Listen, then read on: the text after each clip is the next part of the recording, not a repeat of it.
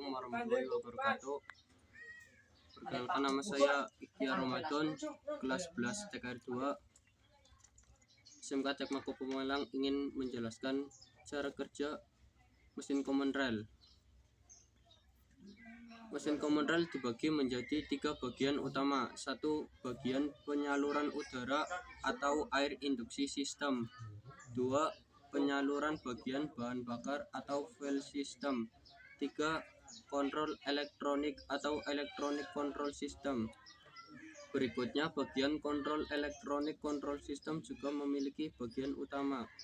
1. Sensor-sensor atau input. 2. Kelompok aktuator. 3. ECU-nya. Kita bahas penyaluran udara. Komponennya terdiri dari udara itu sendiri. Selanjutnya, filter udara masuk ke turbocharger. Fungsinya sebagai kipas untuk mendorong udara masuk ke intake manifold. Yang berikutnya, saluran masuk ke throttle, kemudian ke intake manifold, melaju ke ruang pembakaran. Selanjutnya, sisa pembakaran masuk ke absolve manifold, kemudian ke saluran agar.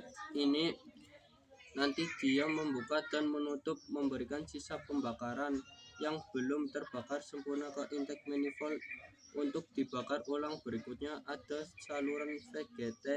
Ini adalah valve JET charger untuk membuka saluran turbocharger ke saluran buang dan diteruskan ke saluran knalpot. Sekarang kita masuk ke sistem bahan bakar.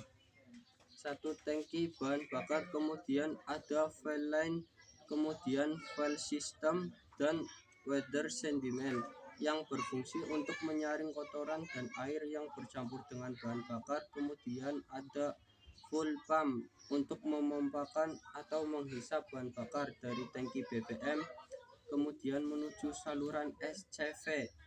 Suction control valve untuk mengatur volume aliran dari bahan bakar yang masuk ke supply pump.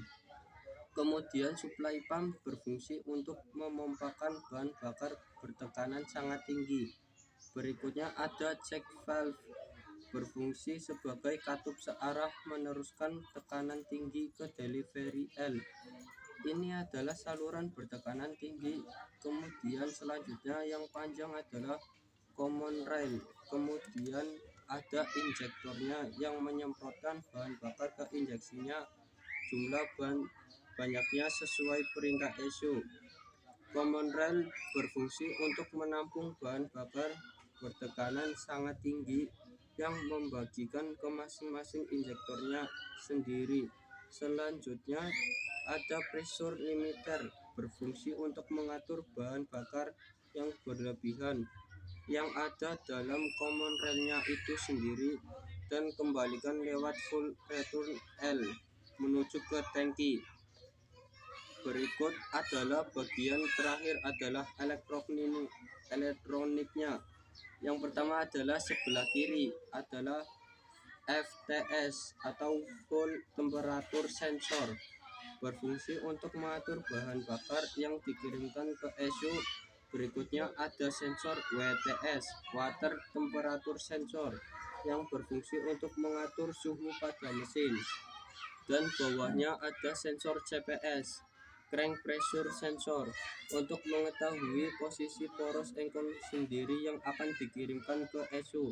Berikutnya ada CRPS, common rail pressure sensor, yang berfungsi untuk mengetahui tekanan dalam common rail. Kemudian ada sensor APS, acceleration position sensor, untuk mengukur seberapa besar injakan pada gas. Berikutnya ada AFS,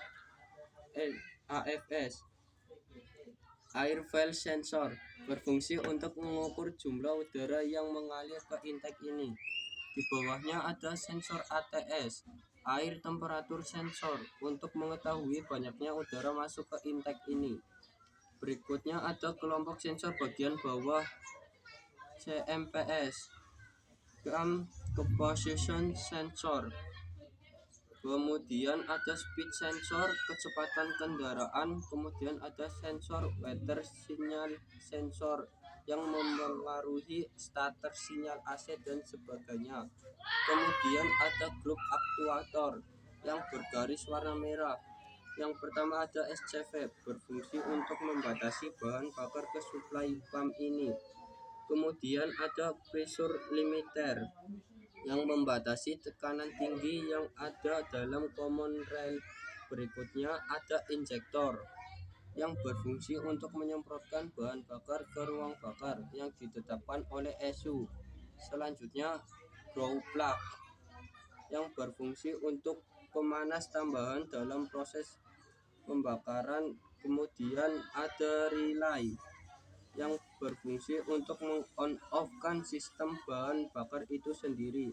Kemudian ada kelompok switch valve gate throttle untuk membuka dan menutupnya throttle.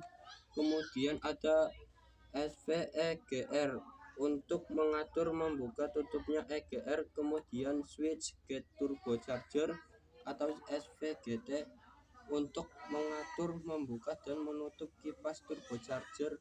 Berikutnya ada mil untuk memberitahu dalam EV ini. Kemudian ada DLC, data link connector, untuk mengetahui atau mengecek kerusakan yang terjadi dalam sistem common rail itu sendiri. Sekian, terima kasih penjelasan dari saya. Wassalamualaikum warahmatullahi wabarakatuh.